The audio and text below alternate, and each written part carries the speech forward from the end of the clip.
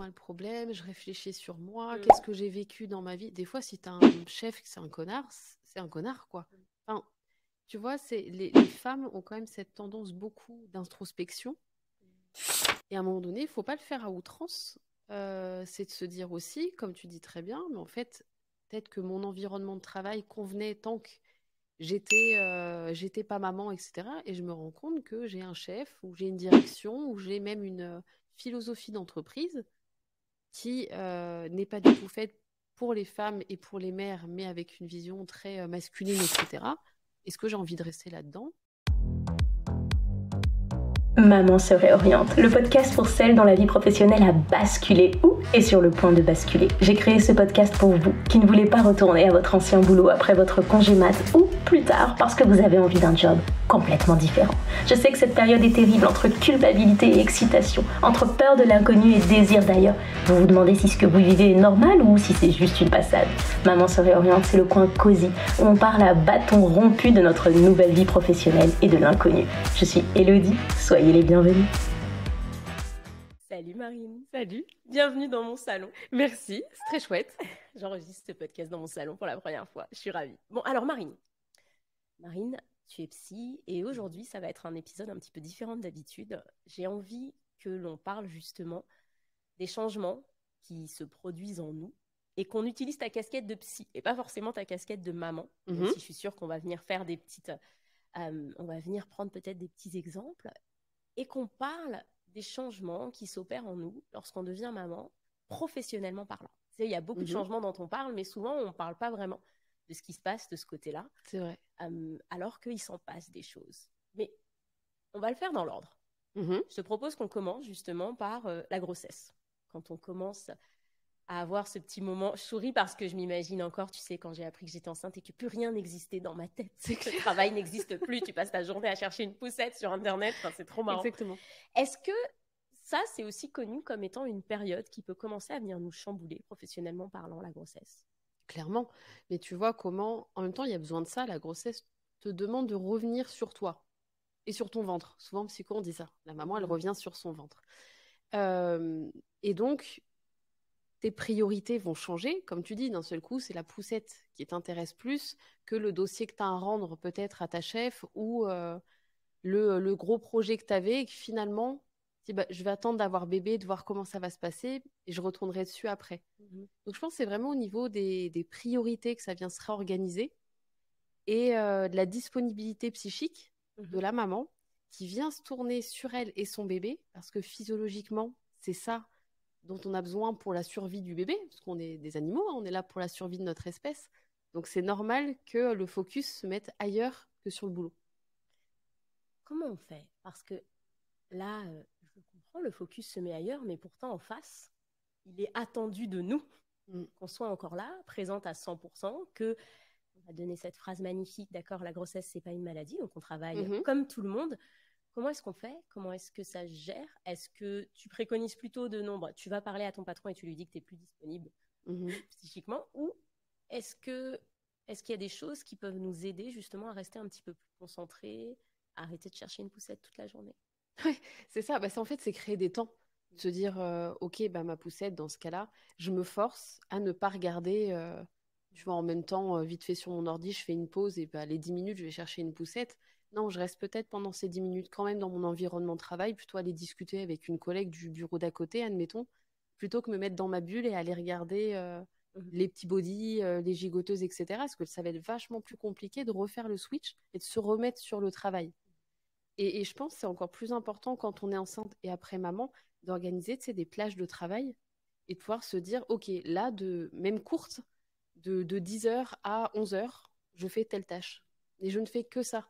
J'éteins tout le reste, le téléphone, je mets l'ordi au loin s'il faut, voire ça peut être une demi-heure, voire 12 minutes. Mais tu vois, d'apprendre à gérer ces plages-là pour ne pas tout avoir en tête en même temps.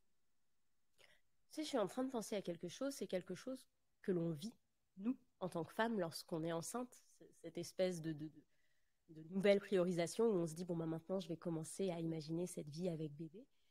Et j'ai remarqué que ce n'est pas forcément quelque chose que les papas vivent. Ou en tout cas, pas aussi intensément. Est-ce que c'est quelque chose dont il faudrait parler avec eux? Je me rends compte que moi, j'en ai jamais parlé pendant ma grossesse, en fait. Parler justement du fait que maintenant, il y a quelque chose qui prend une part complètement, en fait, qui prend beaucoup plus de place dans notre esprit, et quand même quand on est au travail. Est-ce qu'il faudrait en discuter avec eux, voir quelle place est-ce que ça prend? Moi, je sais que je me rappelle que ça avait même généré, tu sais, certains questionnements en moi. Je me disais, pourquoi est-ce que moi, je passe mes journées à chercher, et puis lui, quand je lui envoie un modèle de poussette, c'est oui, oui, on en parle ce soir. Alors, cette phrase qui me rendait dingue, c'était non, mais moi, j'ai envie d'en parler tout de suite. Ouais, t'as raison. Est-ce que c'est quelque chose dont il faut parler? Est-ce que j'aime bien parce que tu vois, tu as parlé du côté physique. Du coup, est-ce que c'est normal? Est-ce qu'il faut s'attendre à ce que eux ils soient moins impliqués à ce moment-là? Mais bien sûr, parce que toi, ton bébé, il est déjà en toi, il est en train de grandir, tu le sens bouffer, enfin, c'est mort. Moi, par exemple, quand j'étais en consultation et que mes fils me donnaient des coups de pied, moi, ils avaient le don de faire, tu sais, le bon coup de pied dans les côtes qui te fait sursauter. Tu peux pas faire comme si il s'était rien passé. Donc souvent, je le disais. J'arrêtais le moment et je disais à ma patiente, je dis, apparemment, il aime bien ce que vous avez dit ou une connerie comme ça. Et ça m'aidait à me reprendre pour reprendre le fil. Si je faisais semblant de rien, et en fait, j'étais en train de juste être, il m'a donné un coup de pied. Tu vois, je calais le moment. Il valait mieux en parler. Toi, tout se passe à l'intérieur de toi. Donc, tu es dans ces préoccupations-là. Le papa, il se passe rien en lui pour l'instant. Donc, il peut très facilement ne penser à la poussette que le soir et la journée, réellement, ne pas penser du tout au bébé. Et c'est pas qu'ils sont fous, mais c'est qu'on est sur des temporalités différentes et les papas, souvent, tant que le bébé n'est pas là et dans leurs bras, c'est très compliqué pour eux de matérialiser qu'il y a ce petit qui arrive. Donc, la temporalité n'est pas la même, donc il ne faut pas du tout chercher à ce que l'état d'esprit soit le même. Donc, en parler, je suis d'accord, c'est important, parce que de même, le papa, clairement, ne comprend pas et ne peut pas comprendre ce qui se passe pour la maman. Bien sûr. Enfin, la future. Est-ce que c'est vraiment un moment qui est connu comme étant un moment où on peut prendre des décisions sur sa vie professionnelle future après bébé?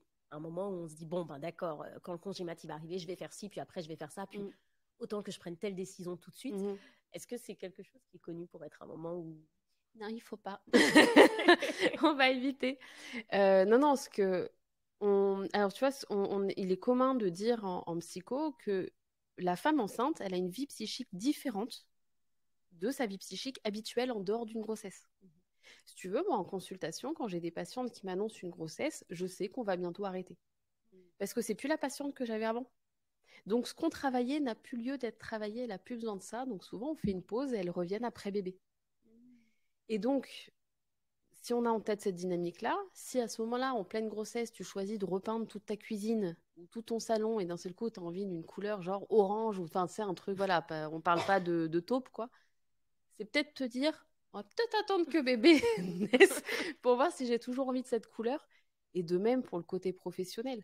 C'est un peu comme, tu vois, quand on dit, t'es enceinte, c'est ton premier enfant, et tu vois l'enfant de tes copains faire une énorme tempête émotionnelle, tu fais, moi, ça se passera jamais comme ça. Bah oui, on a toujours l'impression que nous, on arrivera à faire ci, ça, et que les autres n'y arrivent pas. Et en fait, une fois que le bébé arrive, on se rend compte que on est un parent comme les autres. Mais c'est normal, tu vois, d'être dans cette illusion. Tu es dans le fantasme positif pendant la grossesse. Ce qui est important aussi, parce que c'est pas pour rien. Pourquoi ça se prépare comme ça? Ça me fait penser à autre chose, mais c'est que, toujours pareil, on est fait pour la survie de notre bébé. Donc, psychiquement, tu vas aller plutôt penser à des choses positives, des trucs qui te donnent envie d'aller au terme de ta grossesse. Si tu sombres dans une énorme dépression pendant ta grossesse, tu vois bien que c'est pas un truc positif que tu vis et qui est compliqué, là, pour le coup, pour la survie de ton bébé. C'est pour ça qu'après, il y a des super unités qui existent pour accompagner les mamans qui ont du mal à créer du lien avec leur bébé, parce qu'il y a besoin de ce lien-là pour l'existence de cet enfant. Donc, on a tendance, si ça roule, à plutôt voir les choses positivement et de manière, ok, je vais faire ça, je vais mettre en place ci, mais on n'est pas dans la réalité, la vraie réalité. On est dans une parenthèse, il vaut mieux prendre le temps peut-être de noter les envies qu'on a et attendre que la vraie vie revienne pour prendre les décisions par rapport à ça et voir si on est toujours sur la même envie. C'est marrant, donc en fait, cette grossesse, ce serait comme tu l'as dit, en fait, ce serait une parenthèse. Il faudrait attendre qu'elle se referme avant de se dire, ok, là j'y vais. J'adore l'idée. Alors ça y est, maintenant on a accouché. On a accouché, puis tout est chamboulé. On a soit envie de retourner très vite au travail, ça c'était moi, ou soit au contraire, tout est complètement chamboulé. On n'a plus envie de faire certaines choses, on a envie de les faire. Est-ce que, tu sais, on dit toujours que, alors je ne m'y connais pas vraiment sur le sujet, mais que après l'accouchement, qu'il y a ce moment où on a énormément d'hormones, euh, et que du coup, il ne faudrait pas forcément trop se faire confiance pendant cette petite période. Est-ce que tu peux m'en dire plus là-dessus? Bah, cette période-là, toujours pareil, elle est faite pour toi et ton bébé. Et donc, pour moi, c'est pas le lieu de prendre des grandes décisions, que ça soit professionnel, que ça soit même dans son couple, de se dire peut-être on se rend compte, mais ça va plus du tout, etc. De se dire, ok, on attend un petit peu. Et c'est un moment donné où on met l'énergie autour de soi et de son bébé, et on essaye au maximum de laisser le reste un petit peu autour, notamment les grandes envies professionnelles. Forcément, quand ton bébé il a 3 semaines, c'est assez rare d'avoir envie de retourner en courant au travail. Ou tu as envie d'y aller, mais pas pour les raisons du travail. C'est pas parce que tu as trop hâte de refaire ton travail, c'est peut-être que tu as hâte de sortir de la maison parce que t'en peux plus et que c'est peut-être hyper difficile à la maison. Mais t'as pas envie d'aller au travail pour travailler. Tu vois ce que je veux dire? C'est pas là. Donc, cette période-là, elle est importante qu'elle soit autour de bébé et qu'on s'autorise à être que là-dedans. Tu vois, c'est pas grave d'avoir pas envie de penser à autre chose ou d'investir autre chose pendant cette période-là. C'est normal.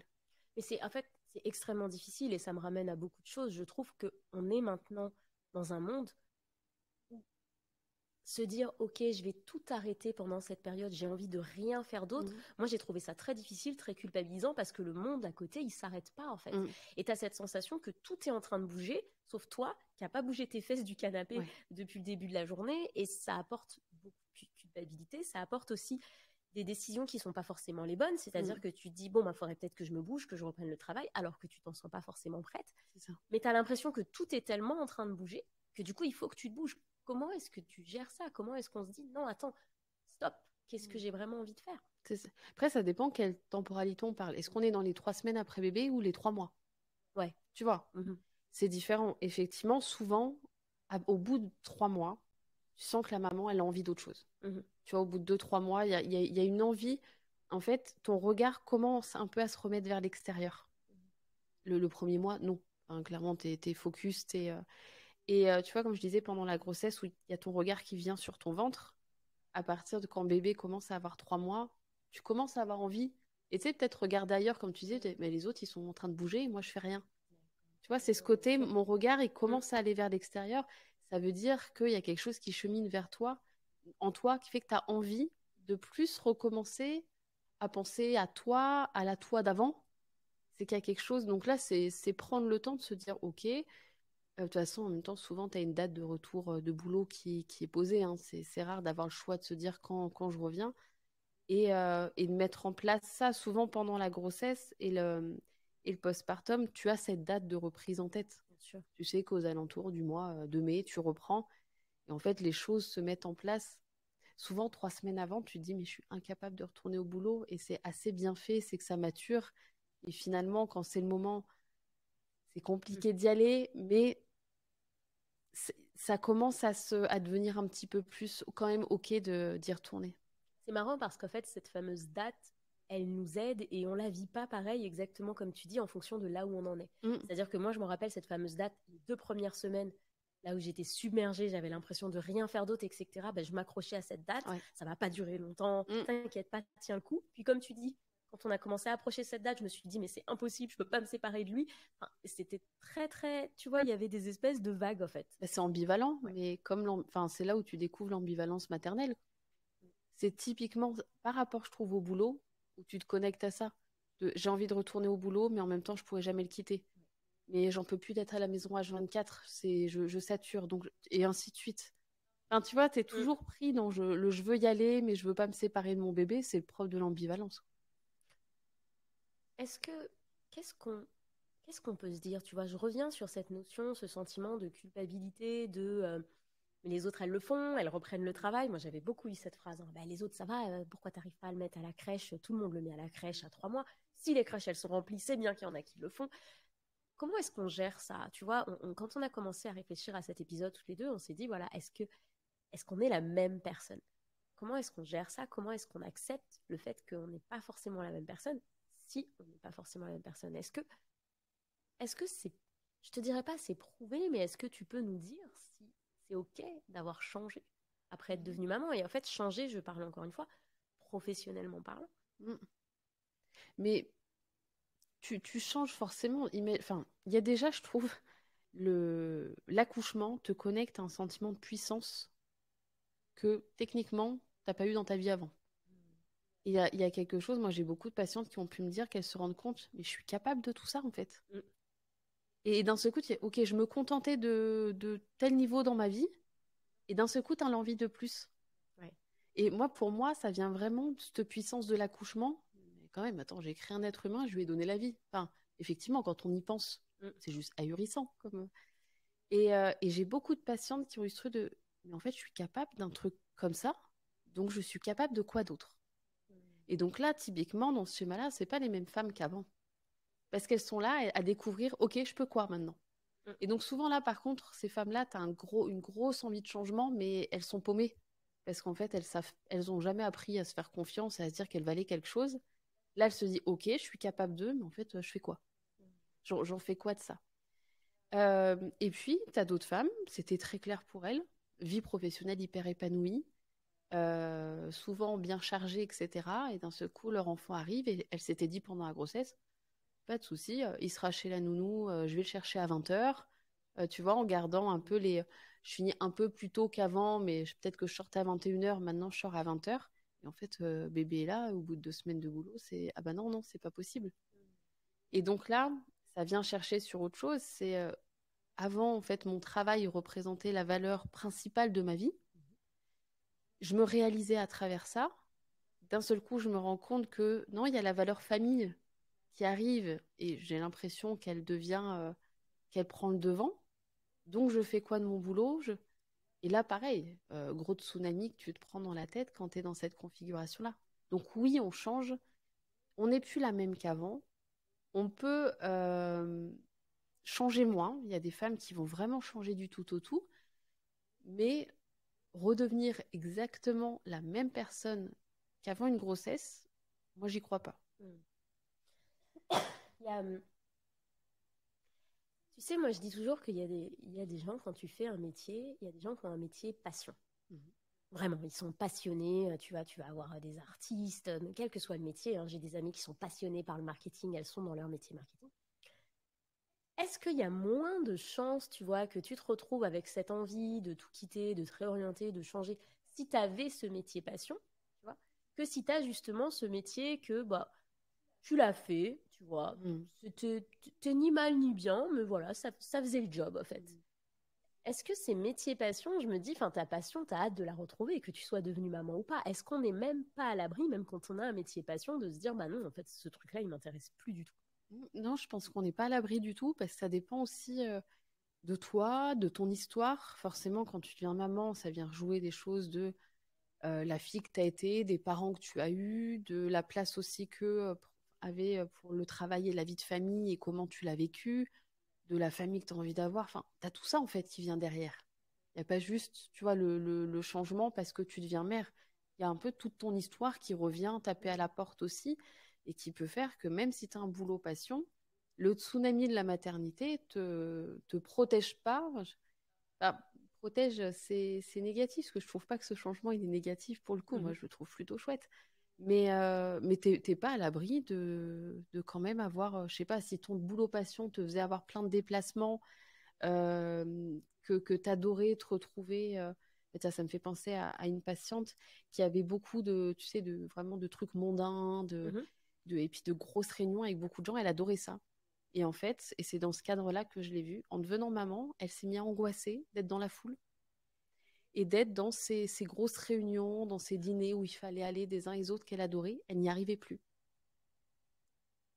Là, tu vois, c'est... pourtant, jamais elle aurait pu imaginer qu'elle aurait pu avoir un symptôme. Donc après, voilà, on a travaillé, elle a compris pourquoi ça venait, etc. Mais tu vois, ça lui est tombé dessus. Elle aurait jamais pu penser que ça pourrait lui faire ça. Tout à l'heure, tu as dit quelque chose que j'ai adoré. Tu as dit qu'en fait, on reprend le travail parfois parce qu'on a envie de quitter ce quotidien, que voilà, ça y est, on a passé beaucoup de temps tourné vers bébé, que maintenant on a envie de se tourner vers autre chose, mais qu'on ne retourne pas au travail pour vraiment travailler. Et qu'en fait, on y va juste pour comme un échappatoire. Moi, je m'en rappelle, hein, les premières fois où j'ai réussi à confier mon fils, c'était il y a pas si longtemps. Et bien, en fait, c'était juste pour souffler, tu vois. C'était, je sortais ça. Et en fait, j'avais pas forcément envie d'aller à ce cours de yoga auquel je m'étais inscrite pour prendre l'air, etc. C'était juste pour sortir et souffler.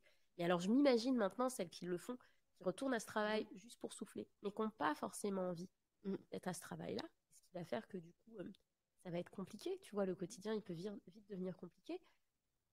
Comment est-ce qu'on peut faire, en fait, pour se faire accompagner pendant cette période? Comment est-ce qu'on peut faire pour...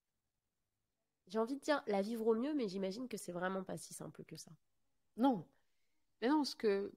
Alors, reprendre le boulot au départ, avec juste objectif de sortir de la maison, c'est assez normal. Mais c'est pas censé durer 6 mois, quoi. Okay. Si tu es dans cet état d'esprit pendant 6 mois, tu vas commencer à te sentir très très mal et avoir à un moment donné du mal à te lever le matin. Parce que si c'est pendant 3 semaines, 1 mois, c'est logique. Au début, on n'est pas très très concentré dans ce qu'on fait. Il y a un entre-deux. Tu vois, on parlait de parenthèse de la grossesse. Le retour au travail, on va dire, le premier mois et demi du retour au travail, ça cafouille, hein, c'est pas tout à fait ça. C'est aussi un entre-deux. Par contre, après, tu es censé retrouver de l'élan, de l'envie, mais pour kiffer ta journée de boulot, parce que tu es quand même 8 à 10 heures dans ta journée. Si au bout de plusieurs mois, tu es toujours là-dedans, c'est des signaux qui viennent te dire de te poser, ok, en fait, qu'est-ce qui fait que ça ne va pas? Et d'aller chercher un peu plus loin. Qu'est-ce qui me convient plus dans ce boulot, etc. J'adore ce que tu dis parce qu'au final, c'est exactement ce qu'on dit aux mamans pour leur bébé qui rentre à la crèche chez la nounou, c'est-à-dire donnez-leur au moins 1 mois, laissez-les s'habituer à ce nouvel environnement et ensuite, si au bout d'un moment ça ne fonctionne toujours pas, là on essaye de trouver des solutions, on essaye de voir ce qu'on met en place. Et en fait, ça m'a fait sourire parce que c'est un discours que j'ai jamais entendu pour les mamans qui reprennent le boulot, alors que je l'entends au quotidien pour les bébés, laissez-leur le temps, ils ont changé. Et en fait, il faut juste se laisser aussi le temps. Mais il y a quand même un moment, être capable de faire la distinction entre le c'est bon, là, il y a eu le temps, il y a vraiment quelque chose qui ne va pas, et le c'est normal en fait. Exactement. Et est-ce que c'est une question de timing? Parce que tu sais, moi je dis toujours aussi, pour reprendre mon exemple avec les bébés, que parfois c'est pas une question de timing. Parfois, tu le sens, moi je l'ai senti dès le premier jour où j'ai mis mon fils à la crèche, il n'y est jamais retourné. J'ai senti en fait que c'était pas quelque chose qui allait passer, et j'ai senti que c'était venu tout de suite, et j'avais jamais ressenti ça de ma vie, que c'était venu aller chercher un truc en moi, déclencher un truc en moi, où je me suis dit, ça va pas passer. Ça, c'est... Est-ce qu'on a quand même, en dehors du temps, tu vois, du attendre 1 mois ou attendre 3 mois, quand même des choses qu'il faut regarder pour se dire, non, ça, c'est pas normal.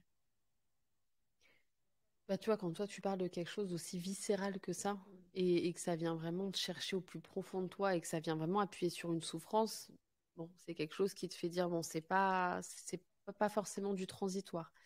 Après, je pense que tu es quelqu'un qui se connaît très bien, qui fait que tu peux avoir vraiment cette écoute de toi et cette confiance de ok, non, là, il faut que je fasse quelque chose. Ce qui n'est pas forcément le cas de toutes les mamans.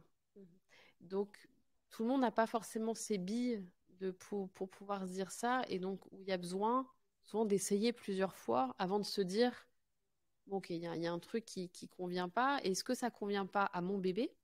Est-ce que c'est mon bébé qui est super mal dans cette crèche, dans cet environnement, ou avec cette assistante maternelle ou quoi? Ou est-ce que c'est chez moi que ça vient activer des choses? Et dans ce cas-là, c'est peut-être moi aller me faire accompagner pour, et pas forcément sortir mon bébé de cet environnement, parce que lui, ça convenait peut-être. Tu vois, c'est compliqué de faire le distinguo. Bien sûr. En fait, qui souffre? Et donc souvent, ça, on a du mal à le faire seul. Complètement. Et puis après, tu sais, moi, je te le dis là, que je l'ai pris et qu'il n'est jamais retourné à la crèche, mais j'en parle dans le premier épisode du podcast. Ça a ensuite été un long cheminement. C'est pas je l'ai pris dans les bras et puis c'était génial. Après, ça en est suivi des mois de pourquoi j'ai fait ça? Pourquoi j'ai perdu ma place en crèche? Donc, ça aurait été comme ça, je pense, dans un sens ou dans l'autre. Ça amène toujours énormément de questionnements. ce que je me dis, tu vois, je repense à cette période où tu vas au travail et où tu n'as pas forcément envie d'être là. Le regard des autres, il est très difficile au travail. Tu vois, pour avoir travaillé dans des grosses entreprises, mais vraiment, et j'étais jeune, tu vois, j'avais la vingtaine, et je voyais comment est-ce qu'on traitait les mamans au retour de congé mat, mais c'était horrible en fait. Mais vraiment, hein, c'était vraiment horrible. Tu planifiais une réunion, je m'en rappelle vraiment, hein, dans des entreprises où certains hommes faisaient exprès de planifier des réunions à 4h30 parce qu'il sait que du coup, elle va devoir rester alors qu'elle doit aller chercher son enfant. Enfin, c'était vraiment pas cool. Et puis, c'était devenu, c'était devenu le mouton noir, en fait. De toute façon, elle, maintenant, depuis qu'elle est devenue maman, elle est différente. Comment est-ce qu'on gère cette période? Est-ce qu'on se fait accompagner? Est-ce qu'il y a des choses... Tu sais, on met beaucoup de choses sur la sensibilité de la femme alors qu'il y a des comportements qui sont juste pas acceptables. Bien sûr. Est-ce qu'il y a des choses aussi qu'il faut surveiller, où il faut se dire, là, ça ne va pas? Parce que parfois, tu sais, j'en parlais justement à une amie, parfois, c'est pas forcément que on a changé ou qu'on a envie de s'orienter. Parfois, c'est juste l'environnement de travail qui est devenu malsain. Mais c'est ça. En fait, à un moment donné, il ne faut pas toujours se dire, alors, est-ce que c'est moi le problème? Je réfléchis sur moi. Qu'est-ce que j'ai vécu dans ma vie? Des fois, si tu as un chef qui c'est un connard, quoi. Enfin, tu vois, les femmes ont quand même cette tendance beaucoup d'introspection. Et à un moment donné, il ne faut pas le faire à outrance. C'est de se dire aussi, comme tu dis très bien, mais en fait, peut-être que mon environnement de travail convenait tant que j'étais pas maman, etc. Et je me rends compte que j'ai un chef, ou j'ai une direction, ou j'ai même une philosophie d'entreprise qui n'est pas du tout faite pour les femmes et pour les mères, mais avec une vision très masculine, etc. Est-ce que j'ai envie de rester là-dedans? Et quels objectifs je trouve pour moi, quel positif je prends et qui me fait passer sur le reste? Ou est-ce que c'est impossible et dans ce cas-là, je m'en vais? Tu vois, c'est pas toujours à se dire, ok, quel est le problème chez moi? Des fois, oui, ça dysfonctionne là où tu es. Mais c'est difficile, ça. Bah oui. On est d'accord. Enfin, c'est difficile de partir, de se dire je pars et parce que l'environnement est malsain, parce que parfois, t'as envie de dire c'est à eux de partir. Oui, mais tu sais, c'est comme on dit souvent, tu vas en thérapie pour parler des gens qui t'entourent, qui eux n'y mettent pas les pieds, quoi. Ah, j'adore ça. C'est vrai. Donc des fois, voilà, tu as envie de dire, mais eux ne vont pas. Le problème, c'est ça, c'est que le changement, il peut venir que sur soi. On a la main que là-dessus. On n'a pas la main de faire changer son patron. On n'a pas la main de faire changer sa mentalité pourrie, etc. Donc si ça nous convient plus, c'est ok. Moi, je me protège et je m'extrais de ça. Même si c'est compliqué, d'autant plus quand tu as un petit bout à la maison, Bien sûr. un prêt et tout ce qui va avec, quoi.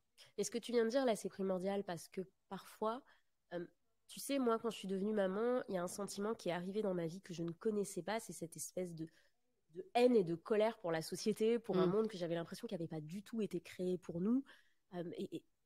Et en fait, tu viens de dire que il y a des trucs sur lesquels on n'a pas la main et sur lesquels il faut lâcher. Mais je trouve que c'est vraiment une période où c'est dur parce qu'on n'était pas préparé, parce que tu te balades avec ce sentiment d'injustice, parce qu'on va être très honnête. Avant d'être maman, quand tu avais la vingtaine, on a fait partie de ces gens qui regardaient les mamans et qui se disaient, mais enfin, elle, depuis qu'elle est devenue maman, elle ne fout plus rien. Et je trouve que c'est... Ce que tu viens de citer, pour moi, c'est l'un des trucs les plus difficiles à faire. C'est-à-dire de prendre du recul et de dire, ça, j'ai pas la main. Qu'est-ce que je peux faire? Sur quoi est-ce que j'ai le contrôle? Est-ce que tu aurais un outil, quelque chose qui nous permettrait de commencer, parce que c'est sûrement pas en un épisode de podcast qu'on peut le faire, sinon tu serais riche. C'est ça. Comment est-ce qu'on peut commencer à se dire, ça, j'ai pas la main, lâche l'affaire? Ça marche surtout, et je pense, enfin, ça c'est un travail d'une vie, parce que quand tu es au clair avec ça, tu te sens beaucoup mieux dans ton quotidien. C'est juste te poser la question. Tu vois, tu as une scène, tu as une situation qui se passe dans ta vie, te dire juste, avant que tu as tout l'émotionnel et tout qui arrive, est-ce que j'ai moyen de changer cette situation? Là, comme ça. Est-ce que il y a un truc dans mes mains que je peux actionner? Ça, tu sais assez vite répondre. Si c'est quelque chose qui te regarde, bah, tu vas savoir, bah oui, je peux prendre telle ou telle décision. Si on reprend l'exemple du comportement de ton chef, assez facilement, tu vas avoir en tête, bah, en fait, non, je ne peux pas changer cette personne extérieure. Donc, ça permettra de faire le tri. Et puis aussi de savoir où est-ce que tu mets ton énergie. Parfois, on met notre énergie à essayer de faire changer des gens, de faire passer des messages qui passeront pas. Non, et qui passeront jamais. En fait, à un moment donné, il faut vraiment pouvoir se dire ça. Tout ce que tu dis, ah mais je vais lui dire ça, comme ça il va comprendre que, bah déjà arrête. C'est foutu. Il n'y a rien, ça ne peut pas marcher. Pourquoi? Parce qu'on est tous différents, on a tous des psychés, des vies psychiques différentes.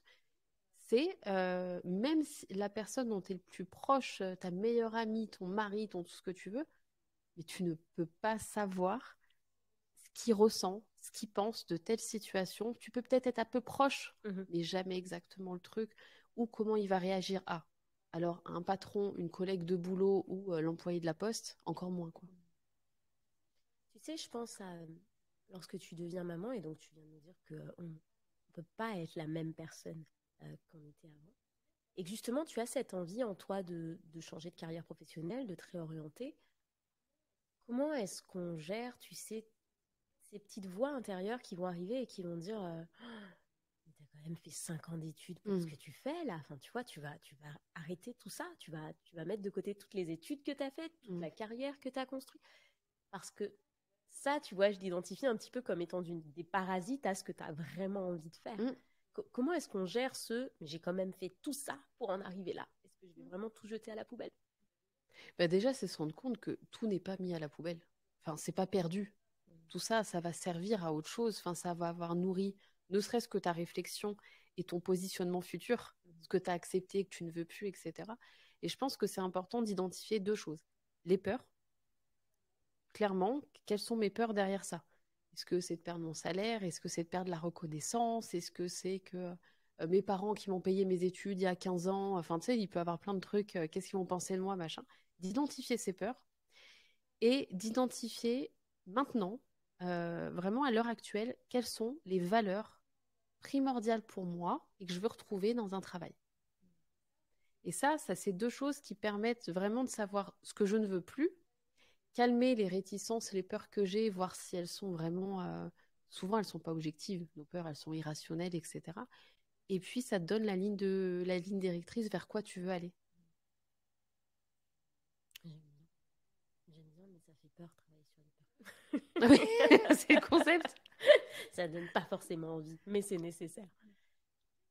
Qu'est-ce que tu donnerais comme conseil pour finir notre épisode hors série à quelqu'un qui justement là écouterait cet épisode, se dirait ok, soit mon environnement de travail ne convient pas, je ne peux pas forcément agir sur mon boss, ou ce métier passion que j'aimais tant, finalement c'est plus ma passion. Pour commencer ce cheminement, comment est-ce qu'on fait? Est-ce qu'on se fait accompagner? Est-ce que c'est possible de le faire seul? Qu'est-ce qu'on fait? On se laisse du temps. Déjà, on précipite rien. Il n'y a aucune décision qui est prise sous 3 semaines ou 1 mois. Tu vois, le truc coup de tête vaut mieux éviter. On se laisse du temps et seul, je pense pas. Pourquoi? Parce que les peurs, elles vont arriver, toute la cavalerie derrière. Il y a plein de choses qui vont retenir. Ou l'entourage a toujours peur pour nous. T'as rarement un entourage qui te dit vas-y plaque tout et non. Les gens ils vont plutôt et c'est pas méchant, c'est parce que on pense que c'est comme ça qu'on prend soin de l'autre. Non. Ouais, mais fais attention, pense bien, tu vois, c'est donc tout seul, on va certainement faire du surplace et un peu se ternir, rester dans bon, je reste là mais on sent qu'on se flétrit dans là où on est.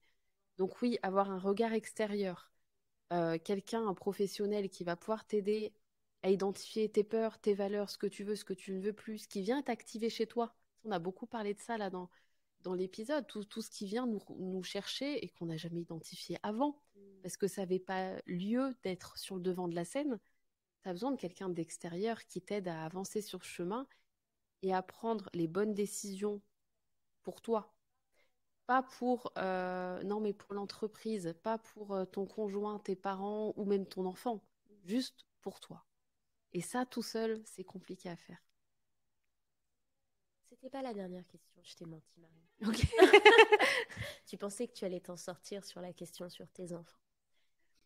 Pour finir, justement, si tu devais me donner 3 choses qui ont changé justement dans ta vie professionnelle depuis que tu es maman, soit la première ou la deuxième grossesse, qu'est-ce que tu me dirais?